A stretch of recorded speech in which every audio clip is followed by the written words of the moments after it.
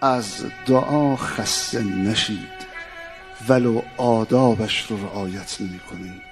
دعا عاقبت الامر اجابت میشه. دستگاه خدا دیر و زود دارد ولی سوخت و سوز نداره. اینو من به تجربه دارم بهتون میگم. نشده کسی دعا بکند و خدا دعاشو مستجاب نکنه، ولی شده کسی دعا بکند ولی خدا دعاشو دیر مستجاب بکنه. خب از صدیقه طاهره کسی محبوبتر پیش حضرت حق هست؟ دعا که 14 سال بعد مستجاب شد. امرو نشد من باز مشتاق با تو هستم، فردا نشد باز من مشتاق تو هستم. من انسم و با تو با هم نمیزنم. اگه من انسم و با تو با هم بزنم فقط یه نفر خوشحال میشه و اون شیطانه.